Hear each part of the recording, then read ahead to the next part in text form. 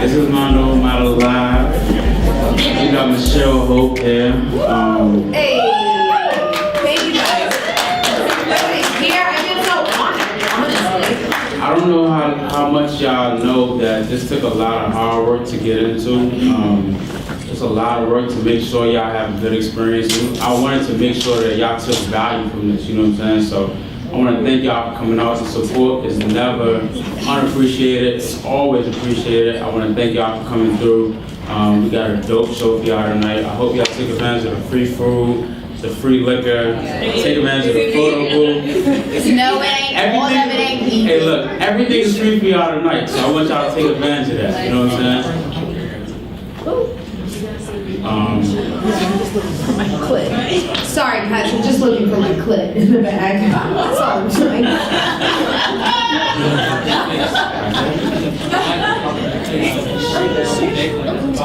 Help. Found it. I found it.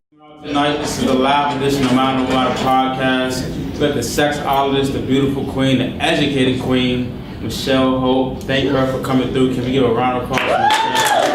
Please, everybody. Thank you. I really want to thank all of you for coming out. Thank you. I'm humbled. First and foremost, I want to ask you, why do you think that everyone is scared to embrace their sexuality? Why do you think that we're kind of timid to let our freak flag kind of fly? Well, I think that what we have to understand is, and I think first we're going to start more political than we will actually sexy. But the first thing we have to understand is that us repressing our sexuality stems from slavery. It stems from the idea that for far too long, our bodies, our minds, our sexuality were exploited to the master. And then we were trained to say, you know what, we don't talk about this in front of the master. We don't let the master know. The exploitation of black bodies continues today. We see people like Kim Kardashian on the cover of magazines sporting her curves when forever black women were told, you're too big, you're too thick. But what has happened is the idea of cultural appropriation has happened, and white people have said, you know what, thick thighs and large breasts, those are beautiful, and thick lips. I mean, how many, the Kylie Jenner lip challenge? Like, please. So we have to understand that one, it's rooted in a space that we're uncomfortable talking about. Two, African Americans in the United States are the most religious of all people, right?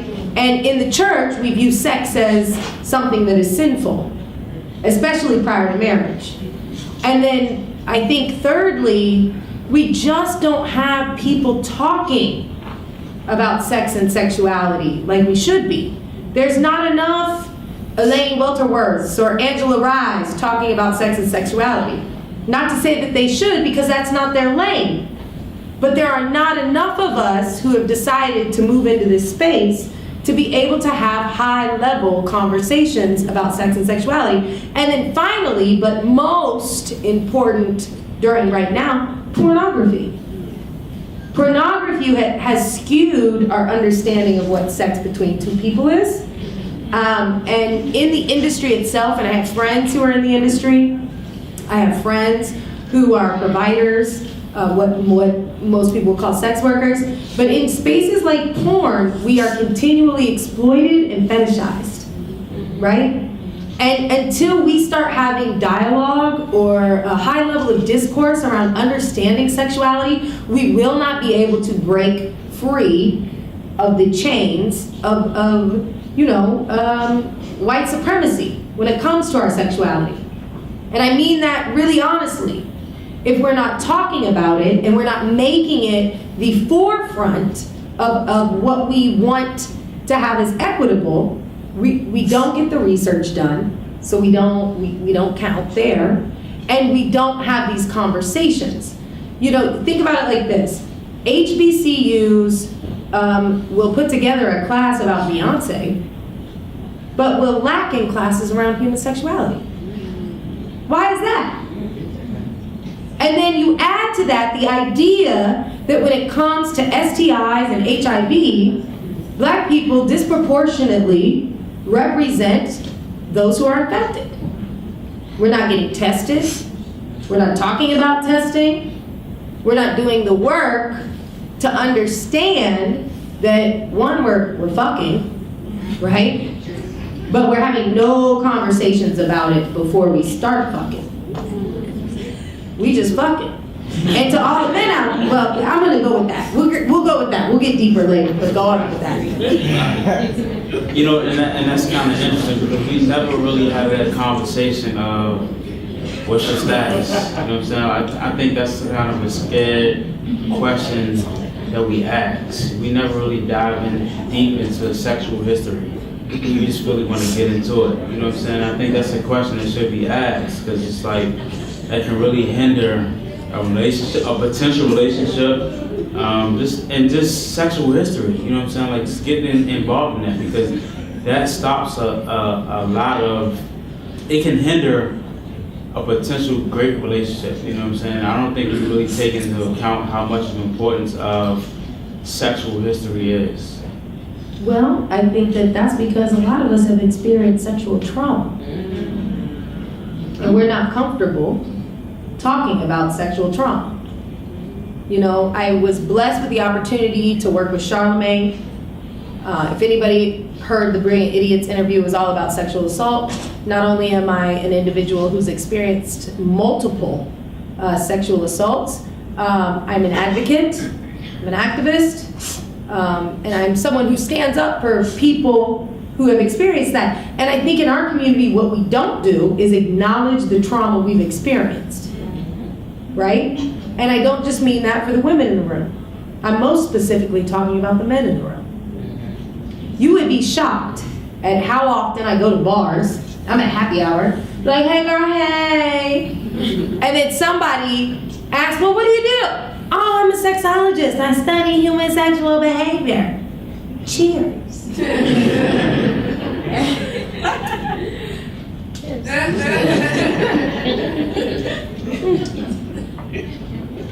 And then after a few drinks, all of a sudden this man, this beautiful, strong, statuesque Black man will break down and say,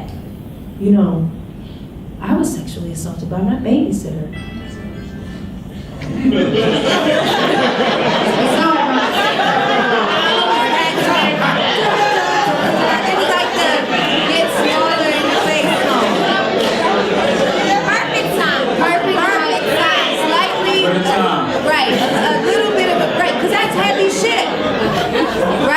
Let's keep it real. That's heavy shit. So I love the comedic break because sometimes you need that. But oftentimes in our community, we don't want to acknowledge the idea that sexual assault is real for Black men. Because if a Black man said he was assaulted, well, he's a pussy bitch. Because you wasn't assaulted, honey. You got lucky. You's a man now, which I could totally connect back to the social and emotional development of our young men and how we overage them. And that's how we get Trayvon Martin. Because if we tell them at 4 and 5, you know what, men don't cry. You don't cry, you a man now at 4 and 5. When they're 14 and 15, they then don't know how to process fear. So when they are approached by the police, instead of saying, I'm scared, or crying, because we would say, you cry in front of the police, you a bitch. But that's costing us lives.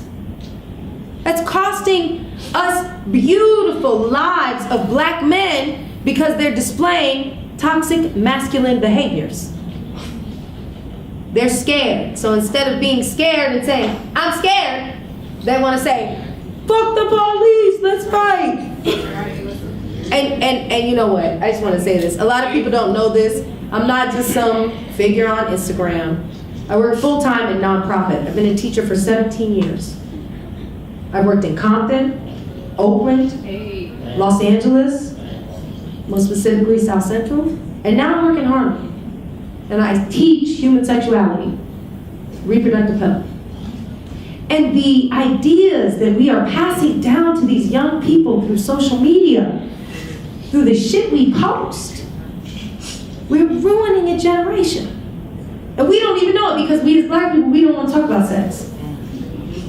But we have to because we are dying at alarming rates. We are dying at alarming rates.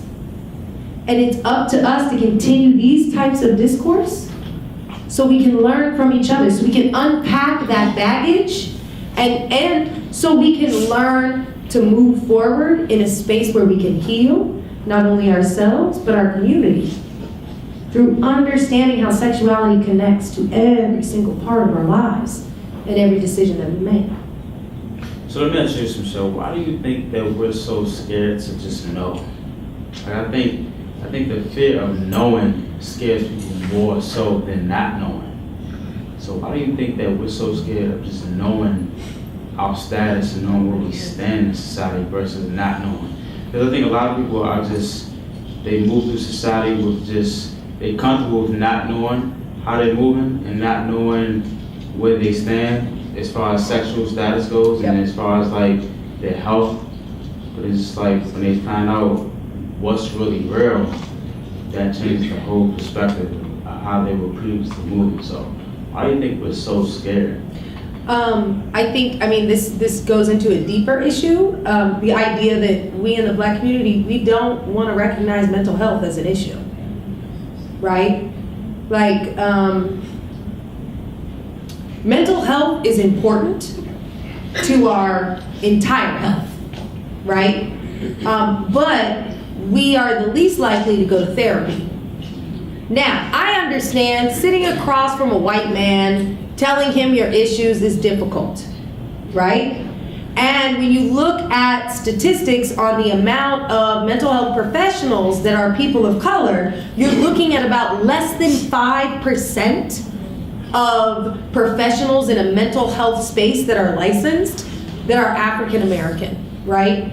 And that's like therapy, psychologist, and psychiatrist. When you look at a psychiatry level, you're looking at less than 3% of licensed psychiatrists in the United States are African American.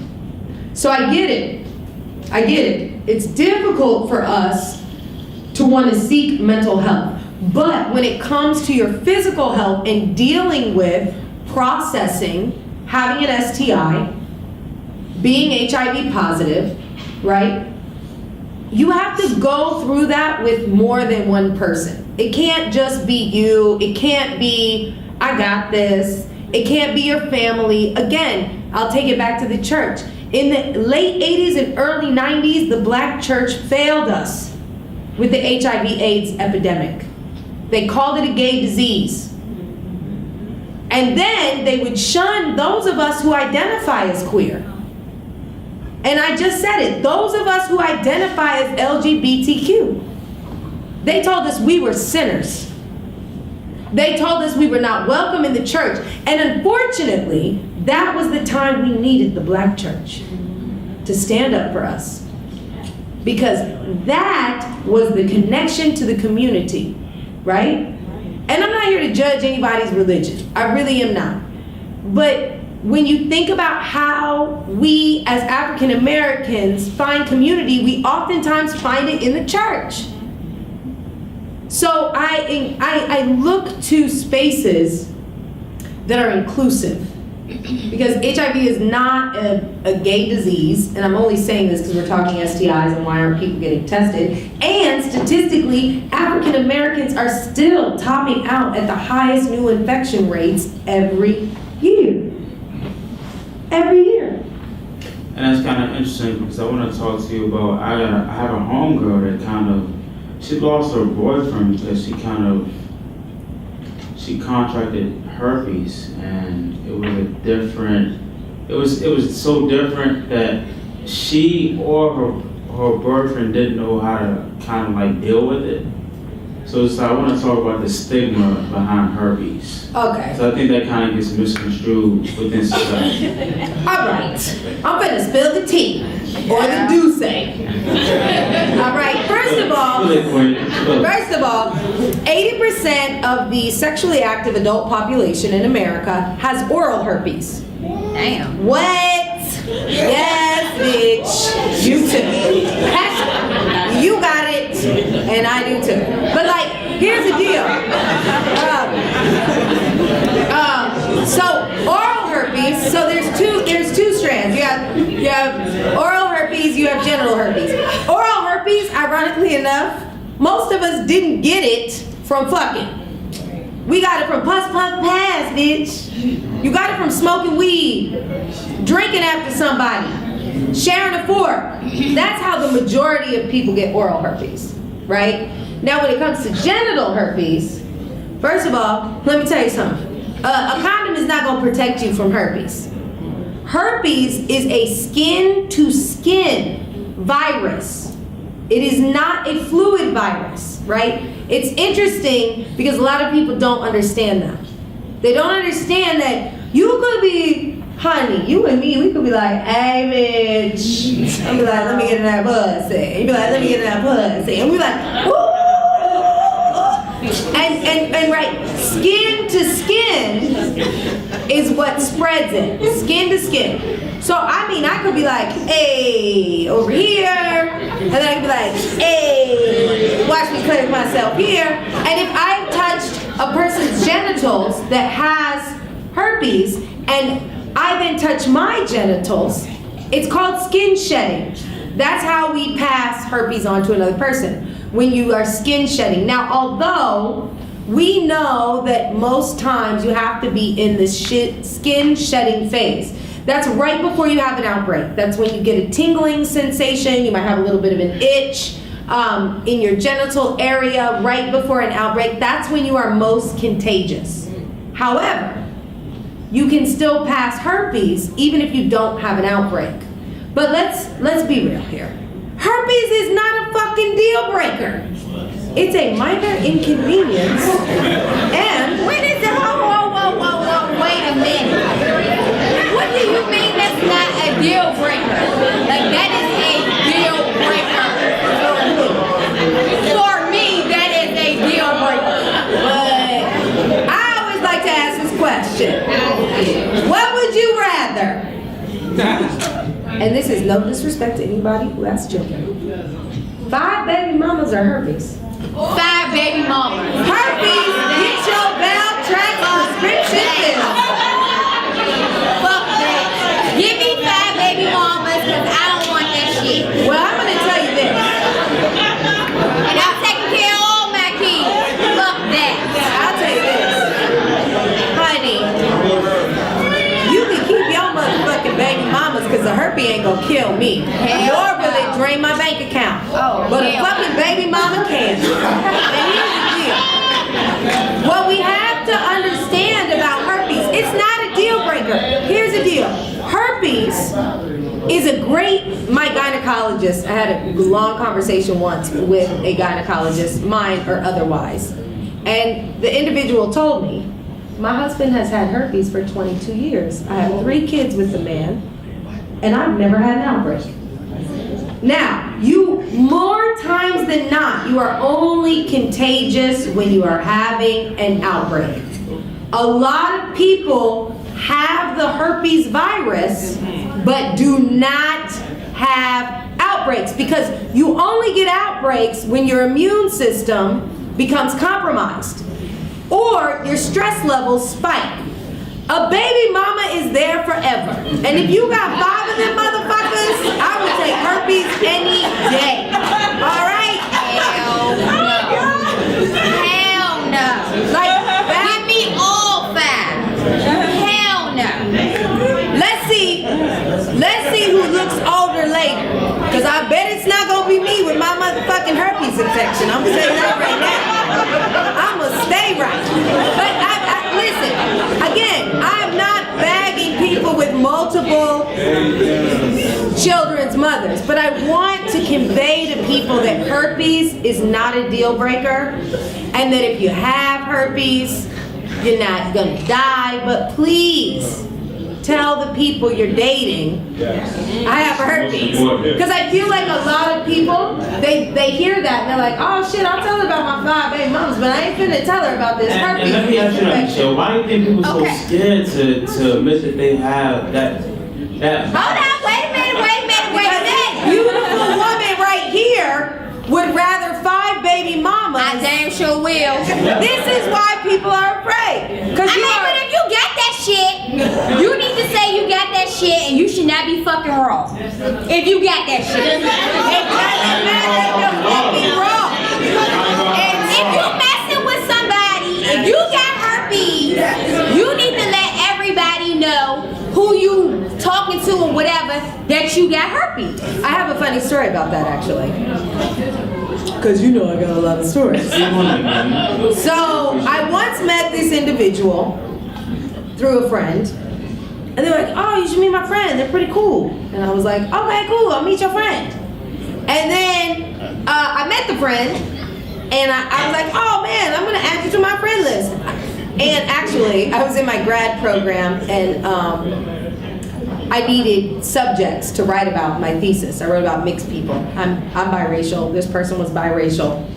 So I was like, yo, let me interview you for my thesis. They're like, all right, cool. So we became cool. And then one night we went out drinking. Just in case I ever get the opportunity to sleep with you. I mean, at least he was being honest. Oh, he was being Because honest. some people are not that honest. Most people. And that's how that shit gets spread all around. I'm just saying, all STDs get spread all around because people are not honest. So at least he was honest. Oh, I was super okay with that. But I looked at the person, I said, at what point? How did you feel about that? I just looked at the person, I said, at what point did I give you the indication that you was gonna get the fuck? I mean, he might have thought you probably was gonna get drunk, and you know people when they get drunk, they get dumb. I mean, I was drunk. I fell down the stairs. All right, he might have thought he was gonna take you home. We always got a shot that we feel like we gonna fuck. What? Hold up, wait a minute. Hey. Y'all don't always have no chance to do nothing. You may feel like that when a man feels like he's feeling you, he's feel like this is it. That's what I think we hit. All right, so He now feel like he may got a chance to fuck. all right, so here's what happened. Fast forward 3 years. That motherfucker got the fuck. Hey.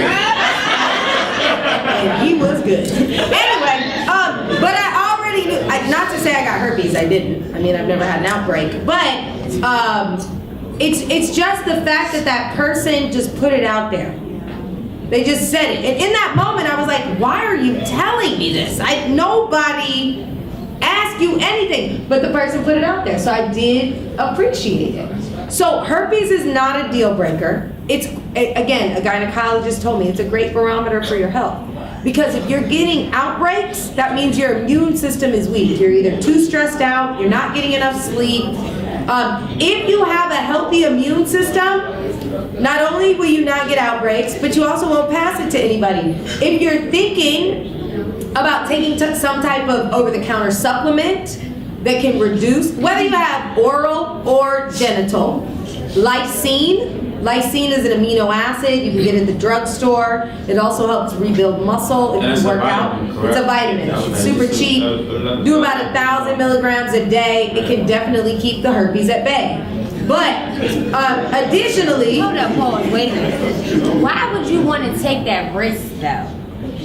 girl, because you taking that risk every time you sleep with a motherfucker. You don't use condoms? Oh, condoms don't protect you from herpes or genital warts. Because I'm just saying. And I hear you, but condoms do not fully protect you from herpes or genital warts, HPV, which by the way, HPV can also cause cervical cancer in women. So make sure, ladies, you are getting your pap smears. Get your pap smears. Because I just want to keep it real. Sometimes my girlfriends be calling me with their pussy problems. And I have to remind them that I am not a gynecologist. But they hit me with their pussy problems. And I'm like, honey, when was your last pap smear? And they're like, I don't know. How often should you get a pap smear? Well, every 6 months. I don't know that. no, you should. No, that's a good question. So here's what it is. It used to be once a year. You were close. It used to be once a year for women to get a pap smear. And this goes beyond just STIs. It really goes to the discussion of reproductive health for black women. And when you consider that black women currently are 3 times more likely to experience maternal mortality nationally than any other race, we have to start caring more about our uteruses. We have to start asking more questions at the doctor. So it used to be every year you had to go get a pap smear, right? But today, if you are having normal pap smears, you should get them about every 3 years, right? If you are someone who has had an abnormal pap smear in the past, you want to make sure you're asking your doctor when you should get those. But ladies, you over here laughing. It's not like a penis. It's not like dick and balls. That shit is outside the body. The vagina, the vulva, the uterus, that is inside the body. How important is the vagina? Because like you said, like... What? Hold up. You had too much to drink.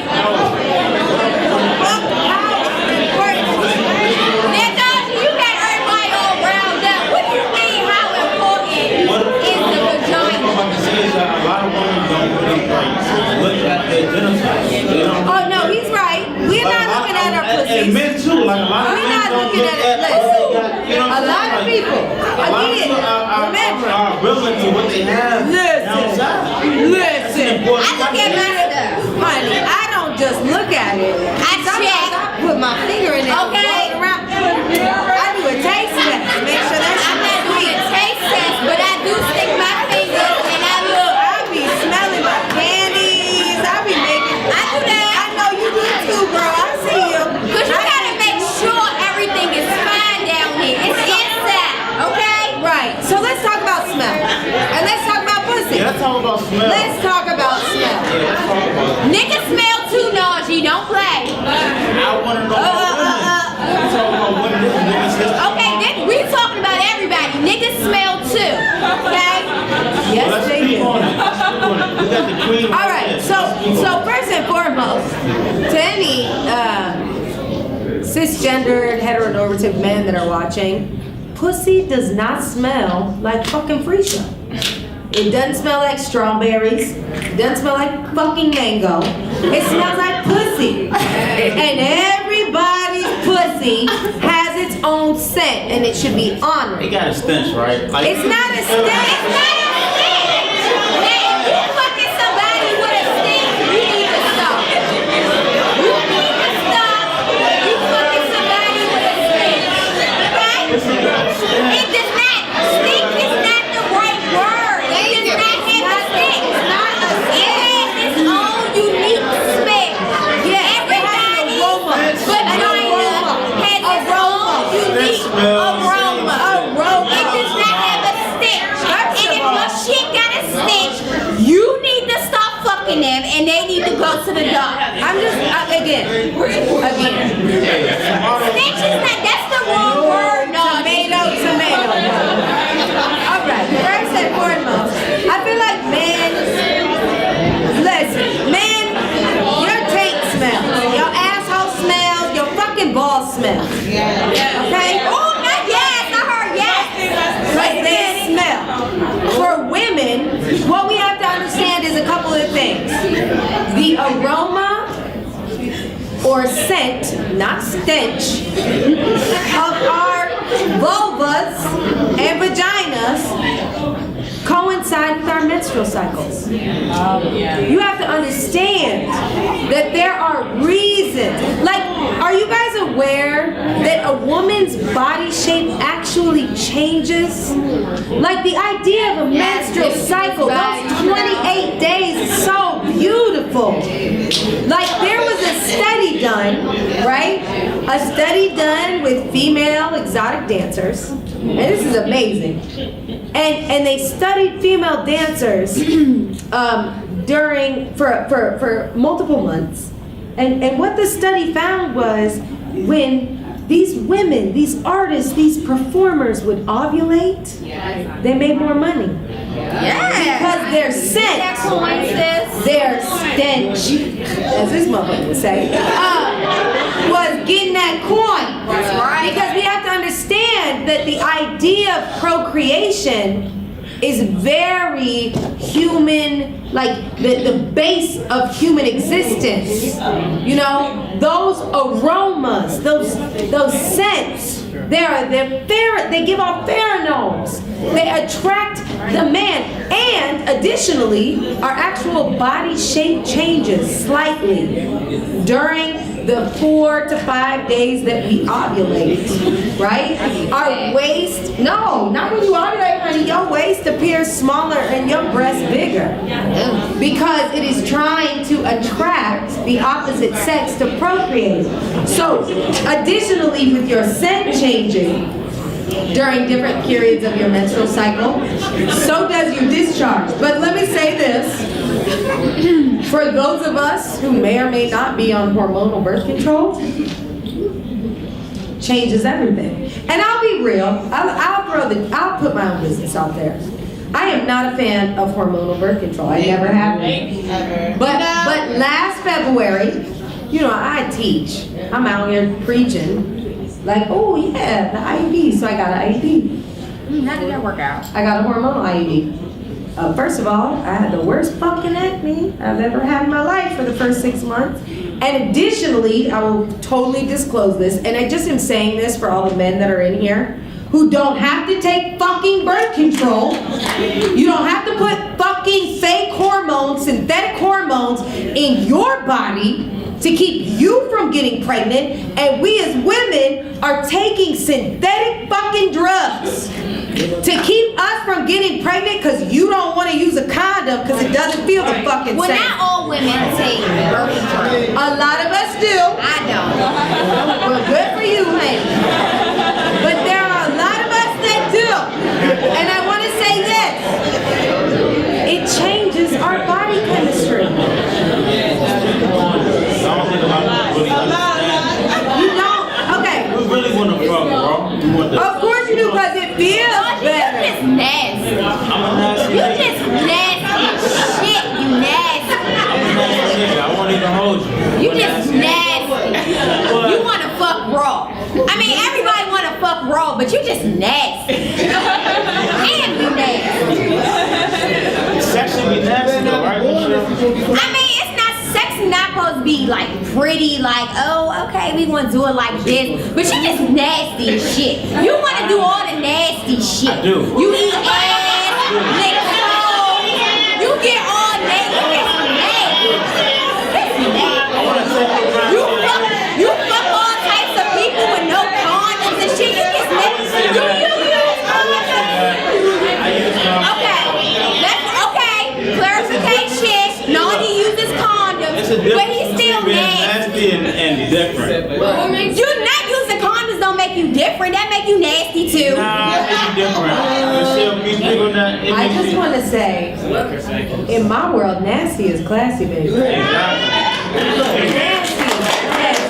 Because I think this brings up a really good point. So thank you for bringing this up. But one of the things that in our community, like black kink is like elusive.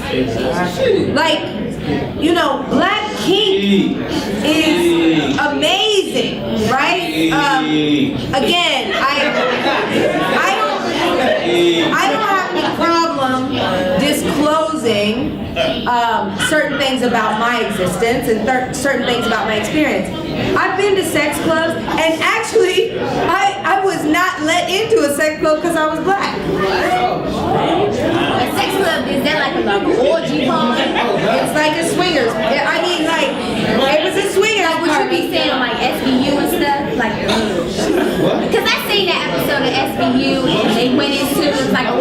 card. Like, you went back on your orgy card. I mean, 'cause that's interesting. Like, I've never heard nobody say I went to an orgy card. Hey, Michelle, do you think wrong with orgy every now I and don't think it's nothing wrong with it. I think, here's what I think is happening. I think a couple things. I think a lot of us are doing this. I know people of color are doing this. We're not talking about it. Was it an orgy party? It was what we would consider a swingers party, where people who live a swing lifestyle. So in other words, you and I might be a couple, but we choose to have sex with other people. We willingly go to this event. But here's the deal. So I ended up going, this was years ago, and I went with a friend who was like, hey, they called me earlier in the week, hey, I got tickets to a swinger weekend, but I'm not allowed to come without a female companion. Will you go? And I was like, sure, I'll go and see it. I'll be honest, I didn't fuck nobody. Like, I was a bit of a voyeur, I watched. But we also, so there was two parts. So usually when you go to a high class swinger event, they usually have a party before the fucking starts happening. So there's an event at a club where you meet all the people that are gonna be at the second space, right? So you get the opportunity to kind of engage with them, to talk with them, to meet them. So we went to the club and we did that. It was great, and we had a good time. And then when we went back to the location for the actual swinger event, they almost didn't let us in because we were the only black people. And it was off-putting to me because, one, I was like, hold on, I'm a bad bitch. Like, I ain't fucking nobody, but still, you don't know that. And I look good. And then the other part was, when we did go in, there was one other black man there, which takes me to the idea of being fetishized. Black man, y'all out here fucking all these bitches from all these, of course, all these different races. We don't know no better. Yeah, you don't. Well, Because they don't know no better. No, honey. Y'all don't know no better.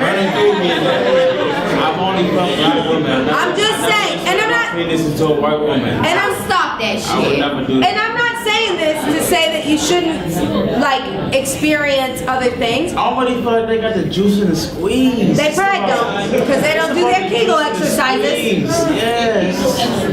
But the thing is that what I want black men to understand is that yes, you see black women fetishized on a regular basis, but you are fetishized all the time. Because 90% of the bitches that is fucking you because they think you got a mandingo.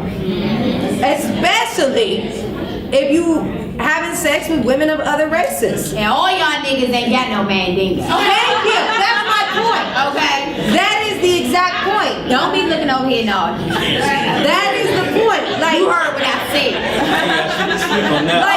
like people think, oh, he a black man. And if not a mandingo, a black man.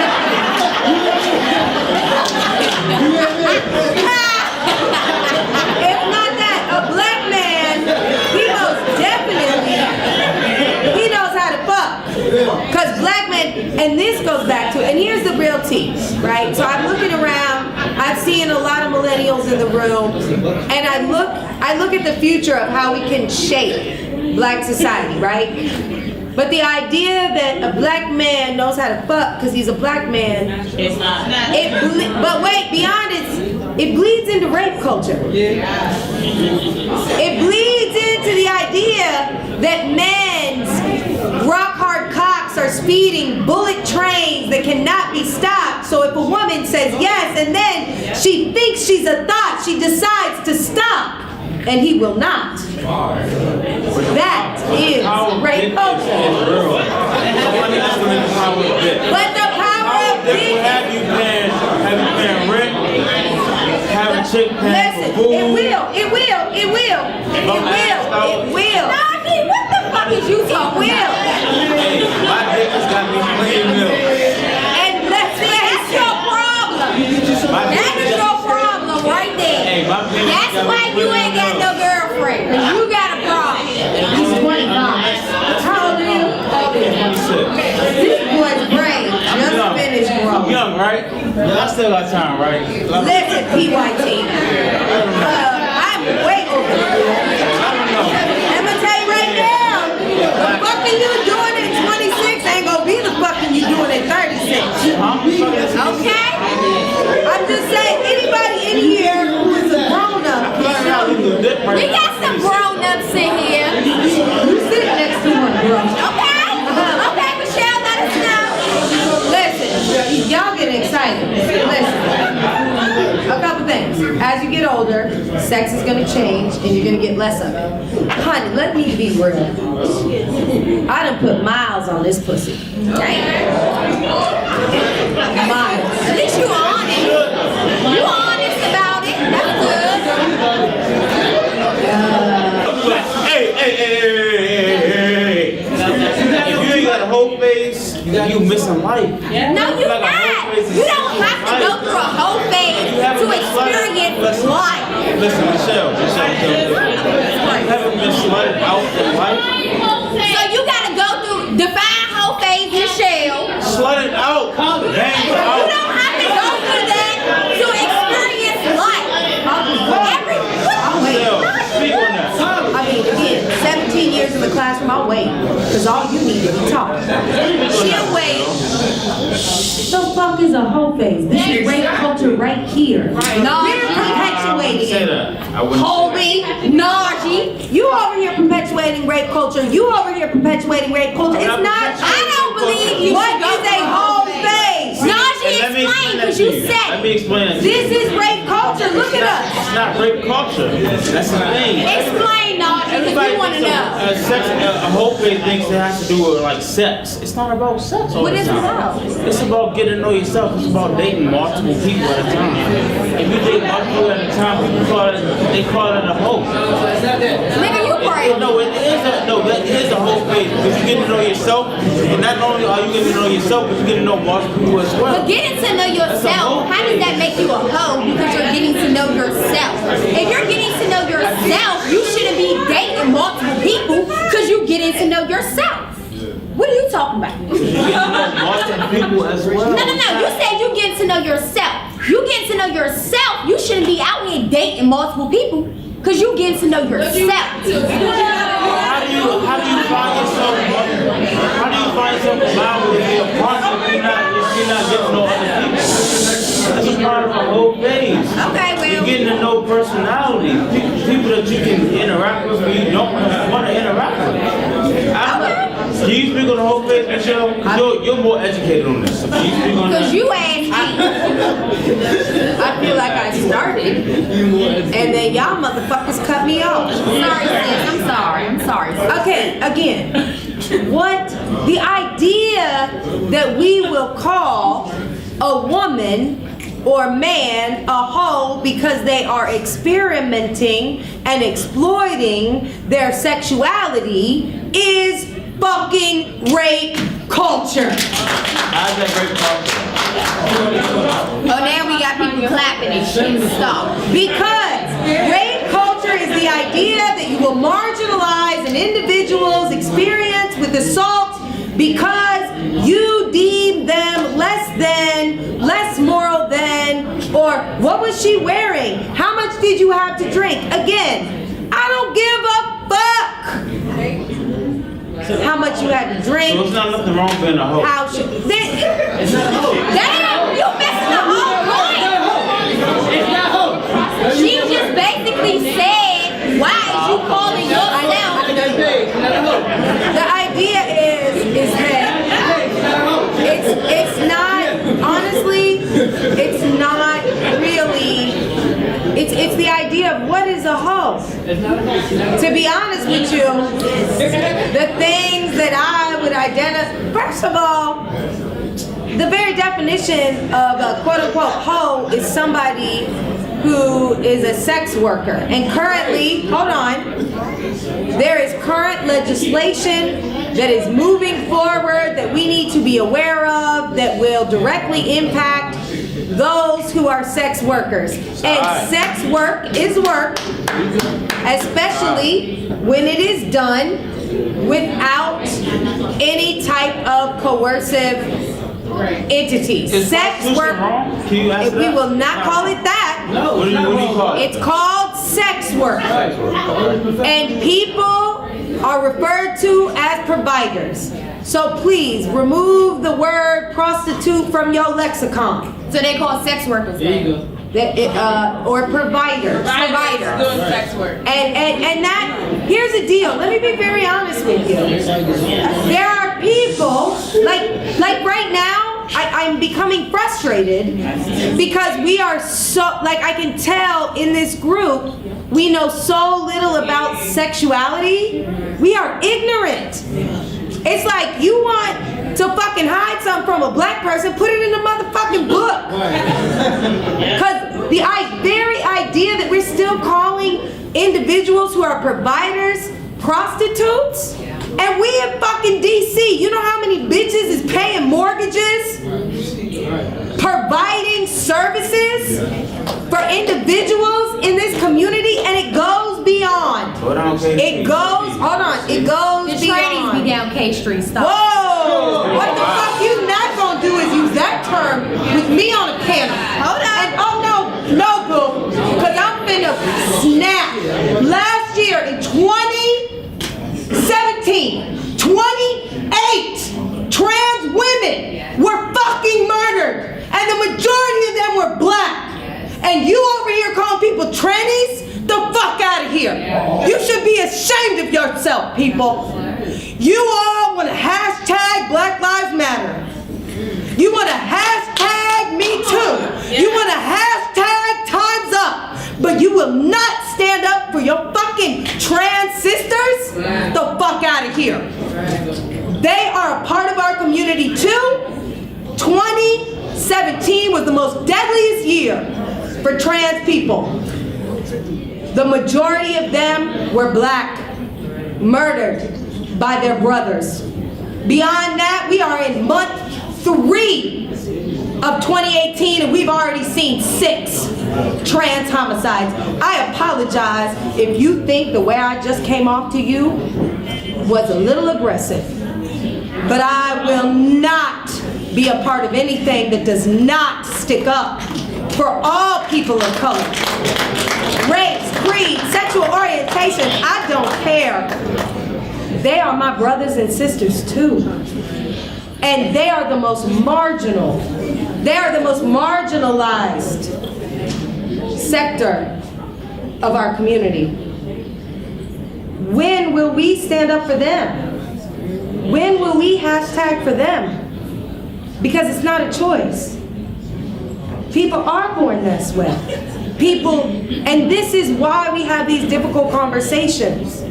Because we have to educate our community that we are all brothers and sisters, regardless of our orientation, gender expression.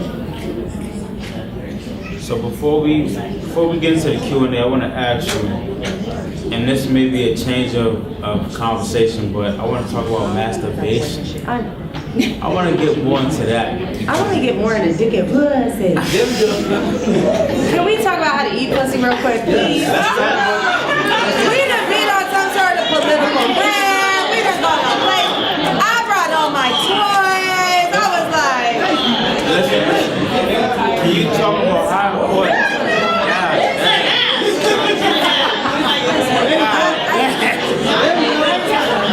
Listen. Before we get into that, you talk about how important masturbation is. Before we get into that, talk about how important we need to masturbate. Michelle. this woman just told me she don't masturbate. Ever want to touch your pussy? Did somebody say what? Yes. Do y'all got a man? Oh, I got a man. Okay, sis. Hold up, sis. We're not gonna put our answers on the spot. That's right, sis. Okay, you got my number, sis. I got a Michelle, let man. us know how important My man masturbation is. audience, that's rude. So here's why masturbation is important, right? Like, if we don't know how to please ourselves, how do we instruct someone else to please us? Right? Like, if you don't know how to get yourself off, how do you articulate to someone else how to get you off? Furthermore, alright, so this is your clitoris inside your body. Your clitoris. All we see is like this little nubby part right here. Or in this case, right here. Right? So the clitoris, it kind of goes like this, underneath and down. It's important for us to play with that.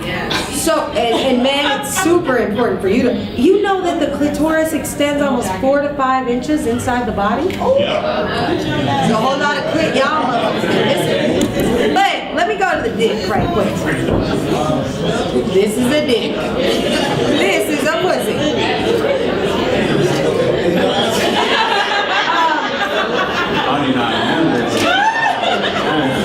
When we think about second dick,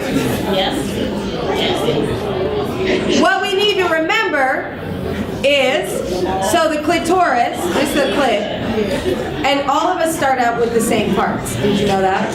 All right, so this, the glands here on the head, this is the same as the clit in the woman. Tell them not to put no teeth on it. You know, they ain't. No teeth. Okay, I forgot. He's in his 20s. But his girls still have braces. So you know, you wanna focus on the head of the penis when sucking dick, but also you want to try to stimulate their prostate. And if they're not open to a little pegging, because a lot of black people think that's gay for whatever reason, and also anything you do with a man and a woman, It's heterosexual. thank you, it's not gay. But if you cup the balls and you use your middle finger to massage the perineum right underneath the scrotum while taking it down, right? Right?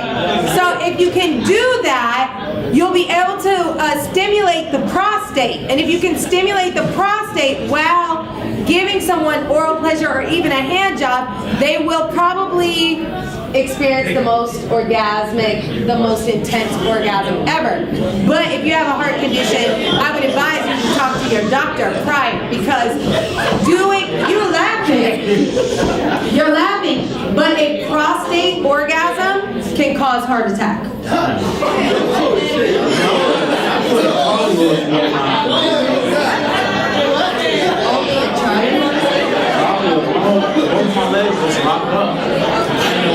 I hope people have sex questions. Yeah, so after that, I hope y'all have some Q&A. We're about to open up to the audience. If y'all got any questions that y'all want to ask Michelle, she's well endowed in sexual education. So we're open to the audience, man. So what y'all got to ask? I hope somebody has some questions. Hey, there we go. I have a question. Speak your mind. You get a mic. Speak your mind, Queen. Hi, how are you? Hello. Thank you for coming. I enjoyed it very, very much. Great. But I have a question about squirting. Oh. Yes. How do you experience that? Like, is it something that you do to help the man to make you squirt, or like? Okay. So. Is it me? All right. So I heard someone say, "Is it pee?" And I heard someone say, "How do we do that?" Oh God. What do you think it is? I don't know what it is. I mean, I've done it before, but it wasn't like consciously done. Well, I think I done it, but it wasn't conscious. So you tell me, Michelle. And I realized, like, after years of research, it was just this. So it's this all over my face. Yeah. So. But I appreciated that, though. So when a woman squirts, it is diluted urine. Okay. The chemical compounds of it are urine. And really what it is considered, it's called coital incontinence. So sex medically is called coitus. So it's coital incontinence. And what it is what you have to understand is that all the muscles in that area are interconnected, right? And they've done studies where they had women empty their bladders. That's why I always advise people urinate prior to sex. Okay? So you empty Men your... too? Absolutely, men. I think it's misconstrued that women are supposed to do it first, but men. No, men. Okay, wait. Here's what it is. Men should do it first in here. And if you're not having protected sex, because your fucking pull-out game is so strong, most definitely urinate before sex. But remember, you can't pull out a chlamydia or AIDS, honey. Woo. So how strong is your pull-out game? So use a condom. But when men urinate before sex, what it does is it lines the urethra, which is the medius, is the little hole, the urethra. So it shares two. That is acidic. Semen is a base, and the acid from urine will kill semen. So if you urinate prior to sex, pre-cum is actually there to clean out your urethra. So it will make your pre-cum less, it's not less base, I want to say like, it's going to make it, the sperm in your pre-cum less viable, but not impossible to impregnate. Now, for women, you should empty your bladder because you have to understand where the clit is and where the bladder is. What can happen is if you get too excited, you're having a great time, you're about to orgasm, what we found is even if you've emptied your bladder right before orgasm, your urethral sponge can eliminate a little bit of urine or a little bit of liquid that is diluted urine.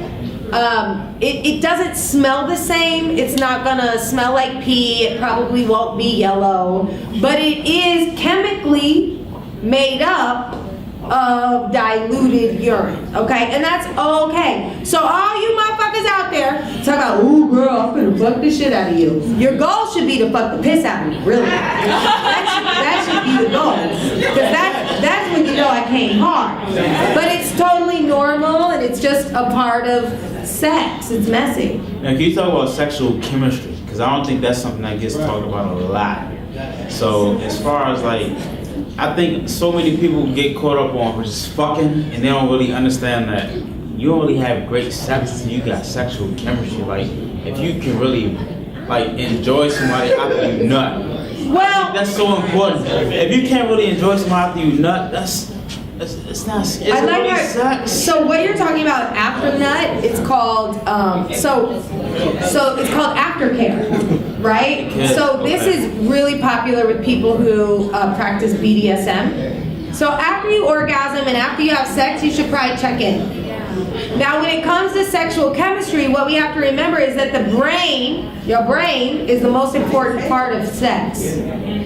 If it doesn't start in the brain, it's not going to start at all. Because when we look at the human sexual response cycle, first you have to have this excitement phase, then you have to have like a plateau phase, then you go through an orgasmic phase, and then you have a resolution, right? Men, just so we're clear, you cannot have multiple orgasms. Women, we can have a ton of them in one session. So, guys, make that man in that boat stand up. Pay attention to that clip. All right. So you want to be mindful of that, right? But it all starts in the brain. If you're mentally not turned on, you're not going to be physically turned on. You know, but that's a fact because it's like, in past experiences, you know what I'm saying? Just Here we go. This month, pull the plug. Just having sex with certain women is just like, I don't even want to be next to them after I nut. You know what You I'm probably saying? shouldn't have fucked him in the first place. But you know what? Just nasty. It's not about being nasty. It's about men thinking with our dicks. And is it any way that we can kind of like I know, right? like move away from that? I feel like, again, the fact that all these people are in here right now, Because we think with our genitals so you much. won't, I promise, trust and believe.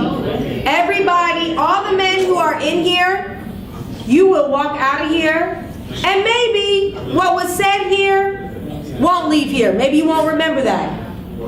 But what you learned here tonight will leave here. And the next time you come in a space where you are about to get sexual, high likelihood you might think twice. You might think a little bit more because you have the opportunity to engage in a higher level of discourse around what sex and sexuality is. We need to create more opportunities for us to have these conversations so we can all have better sex. Right? Like, it's what it is.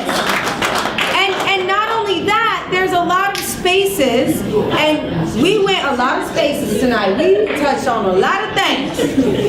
But there are a lot of spaces in which our equity in America is attached to our sexuality.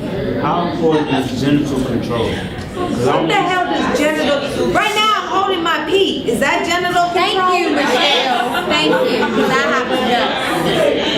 I think it's just for men. It's like we don't really understand the importance of genital control. We think. Okay. Y'all got questions?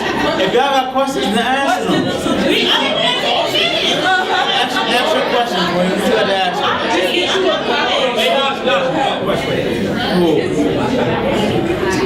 Go ahead, Jill. Go ahead.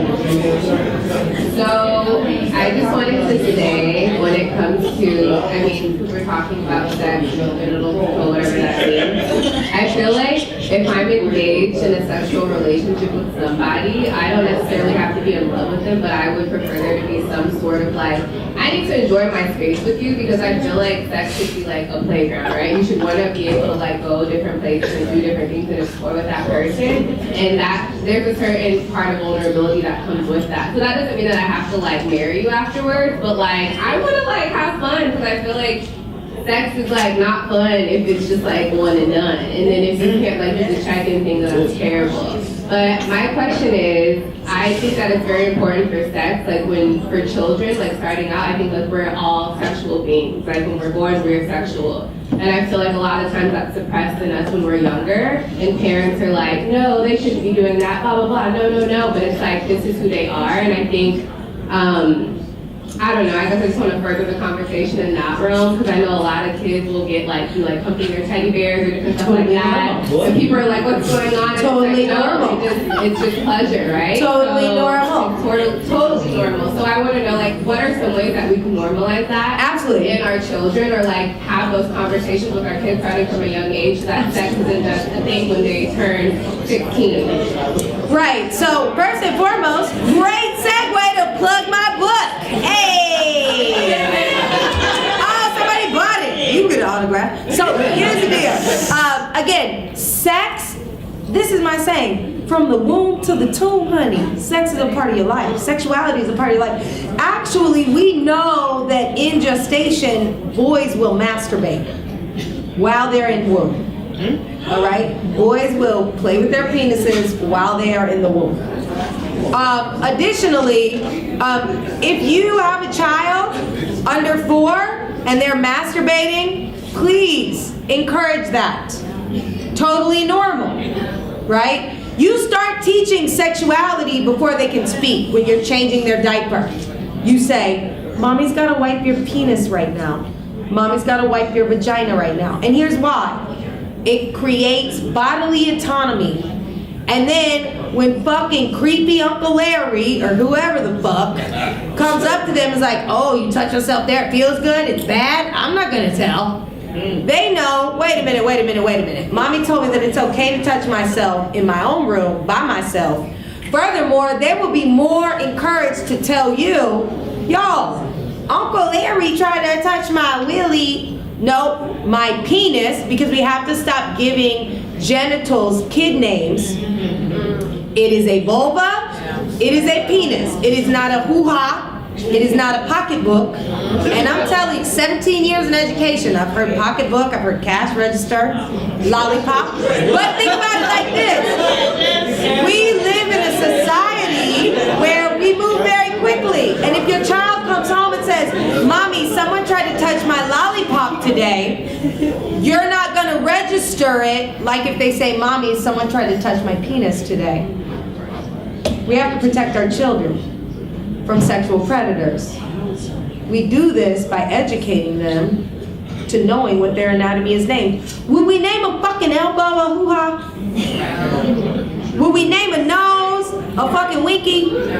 No. So why are we pussyfooting around the pussy and the penis? Don't make no damn sense. Don't make no damn sense. So my book, The Girl's Guide to Sex Education, is a Let me see that. It's like a letter to young women, ages 10 to 14. It's questions, it's very simple answers. I did not, listen, you ain't gonna find the keys to life in this. It's really a book to give young people the language to talk to their trusted, knowledgeable adults in their lives. All right. Next question. Who else got something about it? Kenny. Oh, Lord What's Jesus. this? I was hoping you could speak on Kundalini, sexual energy. Kundalini? Like, Kundalini? no, Kundalini is like the idea of spiritual sexuality and sacred chakras and... All right, so you took me way left there, but I can. So the idea of our chakras. Again, I'm gonna take this back to trauma, right? So we have chakras. If anybody understands energy, you have like your crown chakra, you have your like third eye, you have your vocal, you have your chest, you have your abdomen, and then you have your root chakra. And the root chakra is in the space of the genitals, right? And when you think about sacred sexuality, and for women it's way deeper than it is for men, right?